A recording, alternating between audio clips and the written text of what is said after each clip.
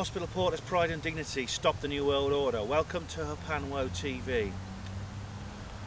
I'm at Kings Norton. It's a little suburb on the outskirts of Birmingham. I'm in this big park here, Kings Norton Park, and as you see, it's a very picturesque site.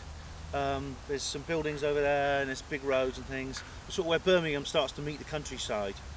The reason I'm here is because I wanted to tell you about what happened here on this spot 2,000 years ago. What happened here was one of the most brutal battles in British history, in fact certainly the most in English history. At least 80,000 people were slaughtered here on this spot by the Roman legions in what's become known as the Battle of Watling Street. Watling Street is the Roman road that runs from Kent all the way through North Wales and down into Somerset, and it passes through this spot here, or this area. This was basically the final showdown between Boudica and her rebel army and the Roman legions who were occupying Britain at the time. Britain had just been conquered by Rome.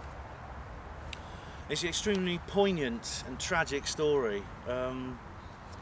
Very, very emotive, no matter whose side you're on.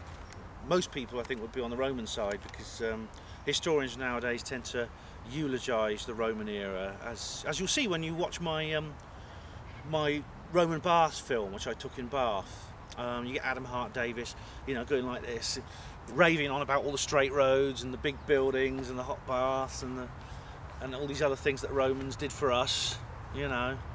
Well, let's see, there's another side to the story which very, very often historians don't really recognise, and usually it's historical fiction writers who tend to be more in tune with the other side of the story and tend to support the other side more. And I'm more on their side than on the Roman side. One of the finest of these is Amanda Scott, who wrote the series of novels called the Boudica Quartet, which I'll put links up to my own article on the blog in the description box of this video. It gives you all the background.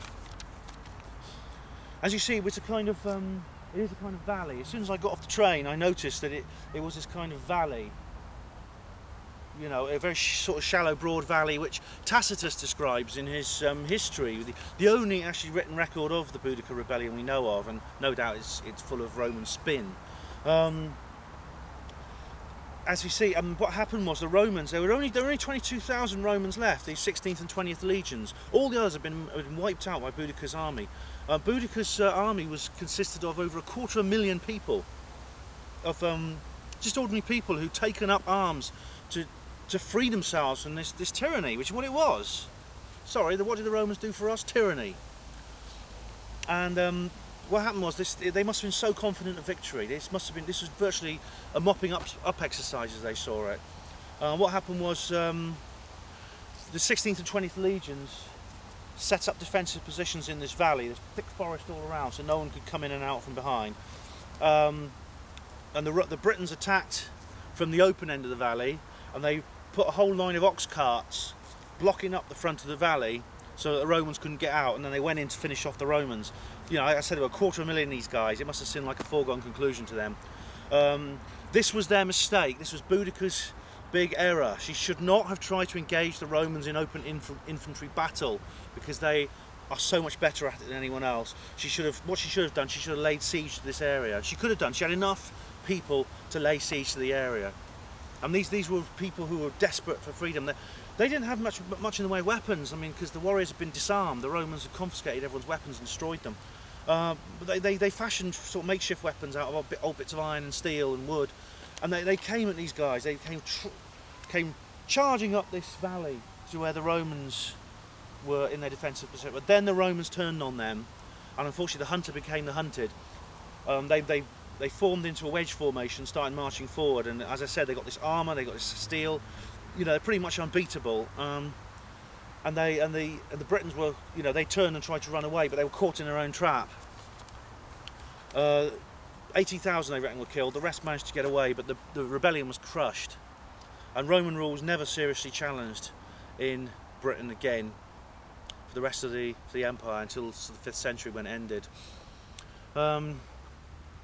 It's an incredible moment, and it's an incredible place which is so charged with destiny, because this is one of the pivotal moments in history.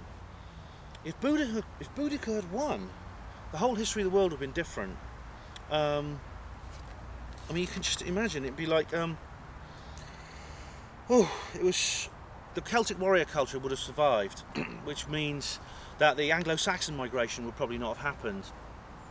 England, as we know it, would not exist. You know, they would, and of course the Romans would probably never have tried to reconquer this island again, which would have had enormous consequences for the New World Order agenda, which I'll explain shortly. It was always a big mystery where this spot actually was, the site of the Battle of Watling Street. It was only a couple of years ago that the mystery was actually solved, when some builders who were putting up a McDonald's in the hills just above there came across some remains, and some archaeologists moved into this area. They did some surveys with ground penetrating radar, and they found the remains of bodies and things.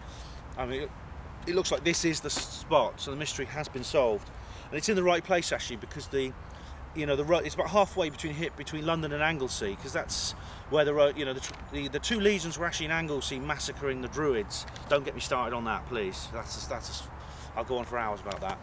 And what they did was they turned and they came back to deal with Boudica, and they met about halfway, which was here on Watling Street.